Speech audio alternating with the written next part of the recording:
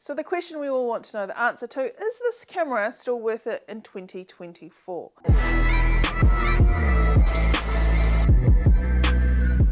Okay, so big question. Is the Nikon D3400 still worth it in 2024? Before I answer that question, let's talk about the camera a little bit, because it is a little bit old.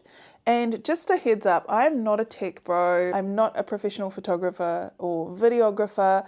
I am just a mum who has used this camera fairly consistently for the last 8 years, and more so specifically in the last 4 years, to capture life and mum life. Let's talk about the good things about this camera, because it's not all bad. So this is the Nikon D3400. It is an entry-level digital SLR camera.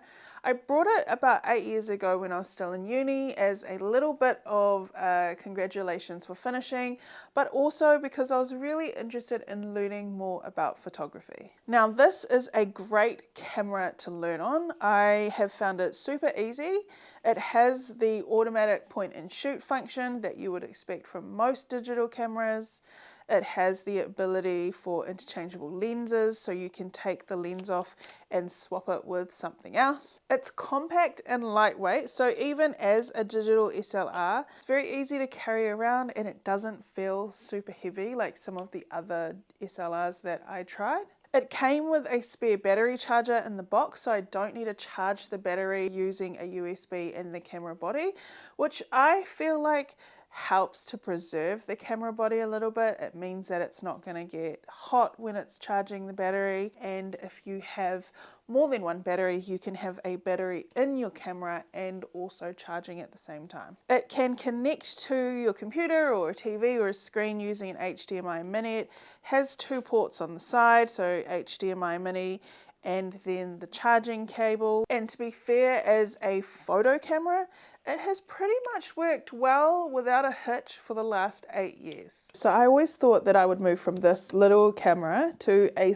bigger, heartier DSLR. But that is just simply not the case, and I'll get to that soon. Because the thing is, I always knew that I was going to get another camera, only because I bought this entry-level camera specifically to learn the basics of photography on. I got the kit lens that came with it. I did again intend on buying another lens, but I wanted to buy a lens that would fit the new camera that I anticipated having for a lot longer than I would have had this one. Now, I have had this one for 8 years, and to be fair, it got to the point where I got really comfortable using this camera that I just couldn't really be bothered spending a whole lot of money to get another digital SLR. This did just about everything I needed it to do photography wise. Now I have got a new camera, which I do intend on buying a new lens for, but to be fair, if you're gonna buy an entry-level DSLR and you're gonna get the kit lens that comes with it, I've used this for 8 years without upgrading the lens, and honestly, it has worked perfectly. So don't feel pressured to upgrade the lens unless you're specifically wanting one to do a certain function or a certain job. So a more in-depth zoom lens, or what I'm gonna be buying very soon, a wide angle lens. I wouldn't be making this video if there weren't some downsides to this camera. So this camera does have autofocus, but there are a few catches with it. Autofocus is a little bit touch and go. It is controlled, it is done using contrast, so if your lighting is not perfect, your autofocus won't be that great. And much like the autofocus, facial recognition is available on this camera, but only in live view mode. So rather than looking through that little hole there, which you would normally do with a camera like that, you have to use the screen on the back. What I found over the years using this camera is that it was so much easier and more reliable for me to manually focus the lens than it was to rely on the camera's autofocus. And that's just because, honestly, using the contrast for autofocus just means that it's a little bit hit and miss. So if you're really keen on getting focused shots with this camera, then definitely learn how to focus properly using the lens. The next thing is sound. Now, this camera has a tiny little mic just there. The sound on this camera is a massive letdown, not just because of the mic is so small, but because if we take a look at the side of the camera where a separate mic jack might be included, there is none. So you can't even attach a secondary better microphone for good audio. What I normally do when I have been recording video on this camera is I will use my Rode mics separately and attach them either to my phone or to my laptop and record it separately away from the camera.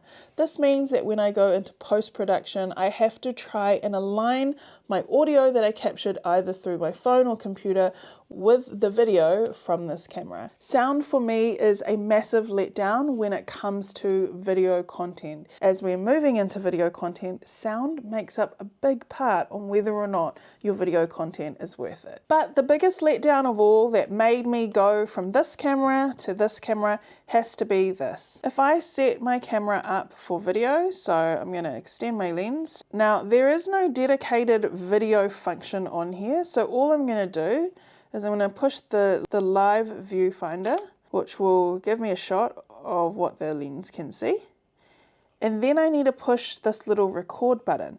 Now, as I push this little record button, you see this here? That is the time limit I have to record a video. The lack of video mode and the 20-minute limit on recording is really what pushed me from this camera to my Sony. I cannot understand why they would limit the video to 20 minutes. It is one of the most frustrating things for me about this camera. And it didn't matter what I did or how I try to get around it, there is no way to get around that 20-minute recording. What it means is that every 20 minutes, if you are shooting video content, especially long form video content, you need to turn your camera off and turn your camera back on. You might be sitting there thinking, easy, I won't record anything more than 20 minutes.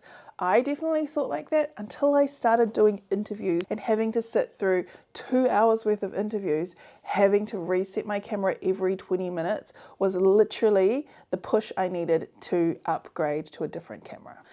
Now, if you are wanting to buy a DSLR that's hardy, really good to learn on, then I would 100% recommend the Nikon D3400 or any version that's similar but a little bit newer. However, with the lack of autofocus reliability and facial recognition, this probably isn't the best camera to buy if you're looking for a camera that is versatile and you can use for both photography and video content.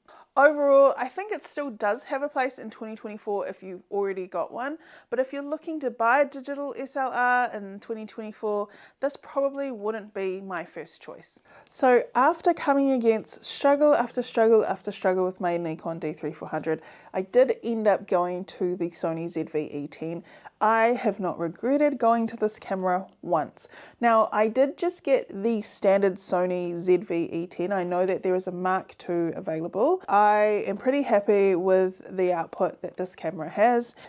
And honestly, just as someone who is using this camera for vlogging and for, talking head videos and interviews, for every fault that I found with my Nikon camera, this camera has come through for me. Definitely better video capabilities. I have a 512 gigabyte memory card in here.